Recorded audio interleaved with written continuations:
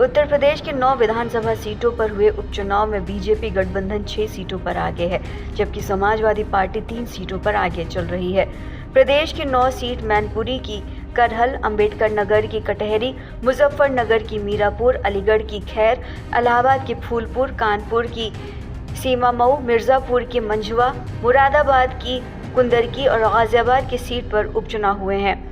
सभी सीटों का क्या हाल है, आइए समझते हैं। करहल समाजवादी पार्टी के तेज प्रताप सिंह आगे हैं, तो वहीं सीमामऊ समाजवादी पार्टी के नसीम सोलंकी आगे हैं। फूलपुर में भारतीय जनता पार्टी के दीपक पटेल आगे चल रहे हैं, तो कटहरी समाजवादी पार्टी की शोभावती वर्मा आगे हैं।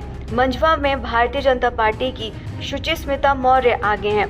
गाजियाबाद में भारतीय जनता पार्टी के ही संजीव शर्मा आगे चल रहे हैं। कुंदरकी भारतीय जनता पार्टी के रामवीर सिंह आगे हैं, तो मीरापुर में राष्ट्रीय लोकदल के मिथिलेश पाल आगे चल रहे हैं।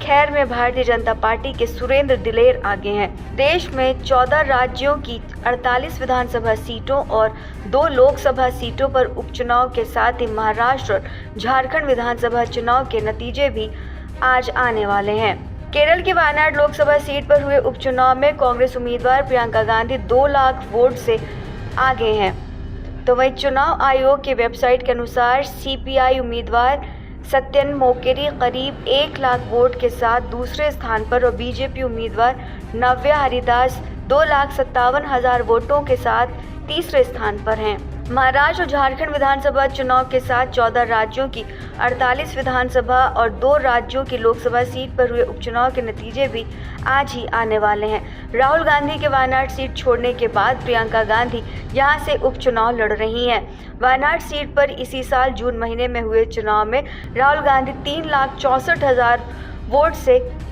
जीते थे। उन्हें 6,47,000 कुल वोट मिले थे। वहीं वायनाड के अलावा महाराष्ट्र की नांदेड़ लोकसभा सीट पर भी उपचुनाव हुआ।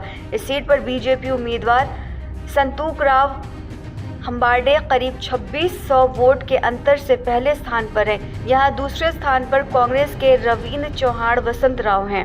वहीं मुंबई की अणुशक्ति नगर विधानसभा सीट पर एनसीपी यानी शरद पवार के नेता और बॉलीवुड अभिनेत्री स्वरा भास्कर के पति फहाद अहमद करीब 6000 वोट से आगे चल रहे हैं। दूसरे स्थान पर एनसीपी नेता नवाब मलिक की बेटी सना मलिक हैं।